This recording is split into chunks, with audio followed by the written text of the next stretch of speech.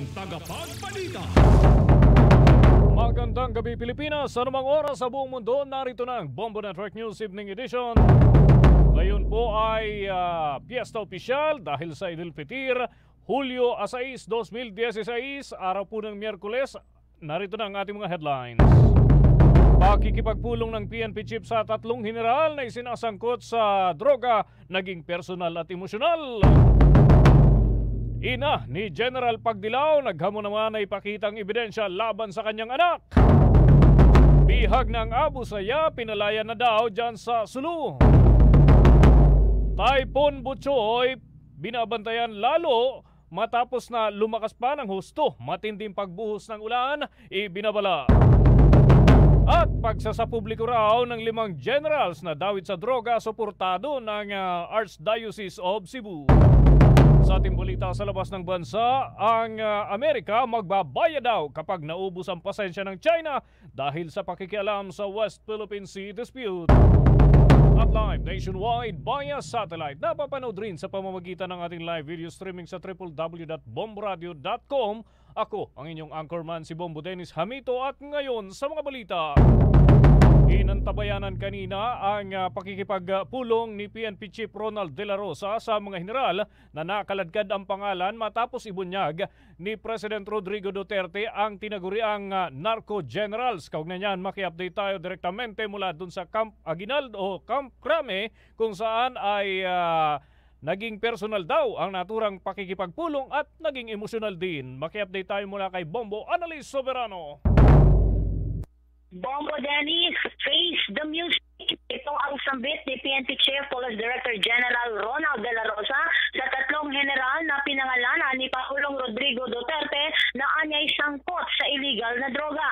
Ayon kay De La Rosa, ngayon ikinaubayan na nila sa National Police Commission ang pag-imbestiga sa kontrobersiyang kinasasangkutan ngayon ni na Police Director Joel Pagdilaw, Chief Superintendent Edgardo Tino at Chief Superintendent Bernardo Diaz. Hindi naman nagbigay ng detalye si De La Rosa hinggil sa ebidensya na posibleng i-turn over sa National Police Commission na umano'y mga classified documents. Ayon kay De La Rosa, very personal, intimate and emotional ang naging ambience na kanilang pag-uusap kanina. Mabigat sa kanyang loob at nais niyang maskin siya ay gusto niyang makiiyak sa mga general na kanyang mga upperclassmen. Tiniyak ni De La Rosa na nanatiling mataas ang moral ng PNP kahit tatlo sa kanilang matataas na opisyal ang iniugnay ngayon sa illegal na droga. Sa panayam kay De La Rosa, kanyang sinabi na ang kinakaharap nilang issue ngayon ay bahagi lamang ng pagsubok sa buhay at darating ang panahon, lilipas din ito. Anya, ang pagiging emotional ay normal human behavior. Sinabi ng Chief PNP na ang kanilang halay ay nalulungkot at nabibiglat dahil sa mga nasabing kontrobersiya. Kumpiyansa naman si De La Rosa na mananatiling matatag ang kanilang organisasyon. Nilinaw din ng pamunuan ng PNP na hindi naman umanon nililimitahan ang kilos at galaw ngayon ng tatlong general. Anya, hindi naman isinailalim sa restricted custody ang tatlo dahil hindi naman sila inaresto. Pakinggan po natin ang pahayag ni PNP Chief Ronald De La Rosa. Yung aming mga usapan doon sa lobby sa purely intimate and personal, I cannot discuss it in public. Amin na lang yun, yung aming personal relationship. Ang amin na lang, ang akin na lang maibigay sa inyo, yung aming official relationship. Mula Campo Crame, Bombo Annalise Montaño Soberano nag-uulat para sa Pambansang Radyo ng Pilipinas. Basta Radio, Bombo! Ang PNP naman dadagdagan daw ng 3,000 puwersa ayon niyan kay President Duterte. Maki-update tayo sa Malacanang, may report si Bombo Tinasa. Matapos pangalanan ang 5 aktibo at retiradong mga general na umano'y protektor ng mga drug lords, sinabi ni Pangulong Rodrigo Duterte na kailangan pang dagdagan ang pwersa ng Philippine National Police. Maliban daw kasi sa problema sa kriminalidad, sinabi ng Pangulo na seryosong problema din ng bansa ang terorismo. Sinabi ni Pangulong Duterte na sa 3,000 pa ang kailangang minagdag sa hanay ng PNP. Inamin din ng Commander-in-Chief na kailangan ng mga equipment para palakasin ang pwersa ng pulisya at AFP. Mahitangkat sa ang pagtitipon, laging sentro ng mga talumpati ng Pangulo ang kanyang galit sa iligal na droga at puspusang kampanya nito para maaresto, maparusahan at mapatay ang mga nagbebenta ng droga.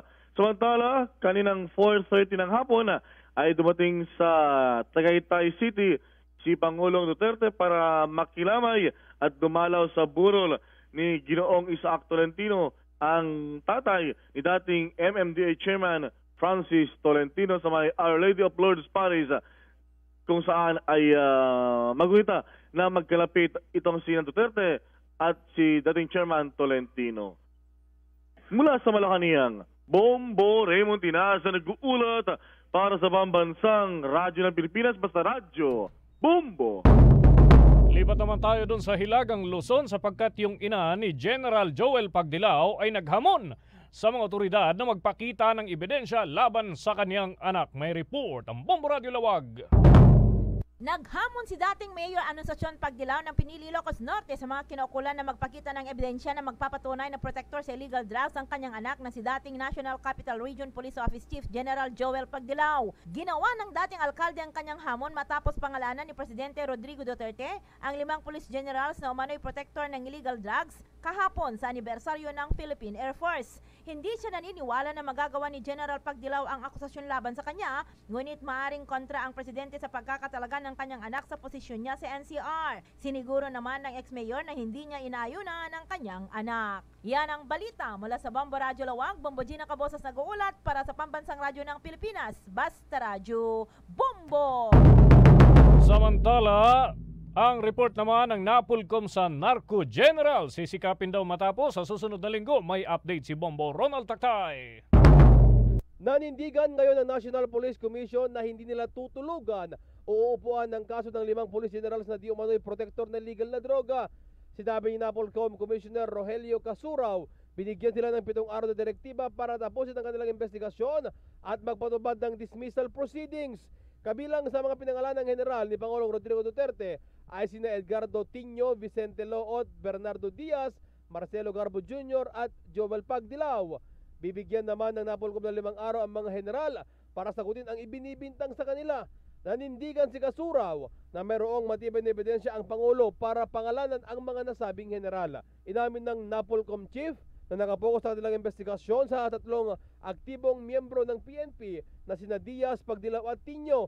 Hahawakan ng Justice Department ng kaso ni Garbo dahil ito ay retirado na habang si Loot ay sa DILG sapagkat nahalal itong alkalde ng Daan Bantayan, Cebu. Inaasahang ilalabas ng Napolcom ang kanilang desisyon sa unang linggo ng buwan ng Agosto. The full force of the law in our mandate as a disciplinary body will be applied without, of course, sacrificing due process. Because even in the pronouncement of the President, oftentimes is misunderstood. We would like to reiterate that this office, this commission, will always observe the tenets of due process in the discharge of its duties. Ang tinig ni Napolcom Commissioner Rogelio Casuraw. Para sa Bombo Network News, Bombo Ronald Taktay nag-uulat para sa Pambansang Radyo ng Pilipinas, Basta Radyo, Bombo! Lipat na muna tayo dyan sa Western Mindanao sapagkat may bihag daw ng Abu Sayyaf na nakalaya. Maki-update tayo mula kay Bombo Marilyn de los Santos. Makalipas ang halos 1 taong pananatili sa kamay ng Abu Sayyaf sa Sulu ay tuluyan ng pinalaya ang isang lalaki na dinukod dito sa Zamboanga City. Pinilala ni Major Solimantan ang tagapagsalita ng Western Mindanao ng biktima na si Araji Maani na partikular na pinalaya dyan sa may barangay Panihayan sa munisipyo ng Parang. Nabatit na ang pinalayang biktima ay dinukod noong Hunyo 27 taong 2015 ng mga armadong kalalakihan na hinihinalang mga kasapi ng Abu Sayyaf. Matapos ma-recover ng mga otoridad ang biktima ay dinala siya kaagad sa headquarter ng militar at isinailalim sa medical check-up bago siya ibibigay sa kanyang pamilya. Ngayon ay hindi pa malinaw ngayon kung magkano na naman ang binayarang ransom ng pamilya sa mga kidnapper para sa kanyang kalayaan. Ayon kay Tan, na sa ngayon ay nasa 10 mga dayuhang biktima ang bihag pa rin ng Abu Sayyaf sa Sulu. Kabilang na dito ang 7 Indonesian crew, ang European birdwatcher, ang Norwegian national. Habang nasa 3 din umano ang bihag na Pinoy na hawag pa rin ngayon ng Abu Sayyaf sa naturang lalawigan. Yan ang ulan mula sa Western Mindanao. Ito si Bombo Marilyn Dos Santos na buulan para sa Pambansang Radyo ng Pilipinas, Basta Radyo. Bombo! Bombo Weather Forecast. Weather Forecast. Lalo pang lumakas ang Bagyong Butchoy na ngayon ay nasa silangang bahagi na ng Hilagang Luzon. Ayon kay Dr. Esperanza Kayana ng Pag-asa, hindi pa rin ito maituturing na super typhoon. Bagamat kinikilala na ng ilang weather agency ang naturang tropical cyclone status na super typhoon dahil napakalakas na ng naturang sama ng panahon. Huling namataan ng sentro ng bagyo sa layong 615 kilometro sa silangan ng Basco, Batanes. Taglay nito ang lakas ng hangin na umaabot na ng 210 kilometro kada oras malapit sa gitna at may pagbugso na aabot naman ng 245 kilometro bawat oras. Kumikilos pa rin ito ng pahilagang kanluran sa bilisyan na 30 kilometro bawat oras. Nananatili naman ang Tropical Cyclone Signal number 1 na nakataas dyan sa Batanes Group of Islands. Habang paiigtingin naman ng naturang sama ng panahon ang hanging habagat na maaaring magdulot ng matinding buhos ng ulan simula bukas sa Southern Luzon, gayon din sa ilang bahagi ng Visayas. Sa mga sandaling ito, lipat muna tayo dyan sa western o dyan sa may bahagi ng Negros Island region sapagkat may mag-inang tumatawid sa ilog nasawi matapos anurin ng malakas na agos. May report ang Bombo Radio Bacolod.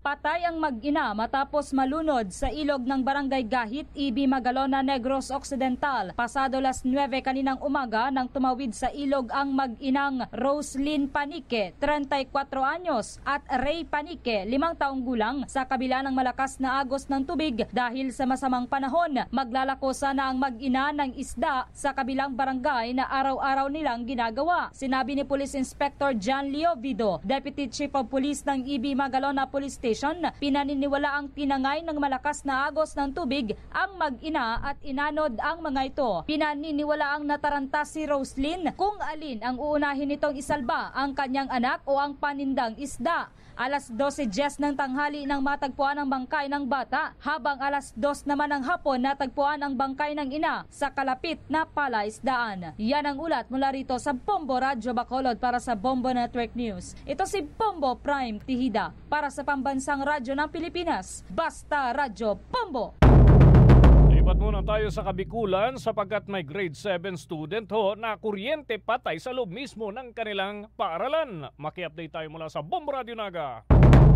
Pinaglalamaya na ang bangkay ng isang grade 7 student matapos na makuryente sa loob mismo ng kanilang paaralan sa bayan ng Kabusaw, Camarines Sur. Kinilala ang biktima na si Roberto Zuela, 12 anyos. Sa nakalap na impormasyon ng Bombo Radyo Naga, napag-alaman na aksidenteng nakuryente ang biktima nang humawak ito sa poste ng ilaw sa loob ng kanilang paaralan. Pinaniniwala ang sira na ang wiring ng nasabing poste ng ilaw. Sinubukan pa sanang itakbo sa ospital ang biktima, ngunit idineklara na itong dead on arrival ng mga doktor. Para sa Bombo Network News mula sa Bombo Radyo Naga, Bombo Vanessa Nieva nag-uulat para sa Pambansang Radyo ng Pilipinas, Basta Radyo Bombo.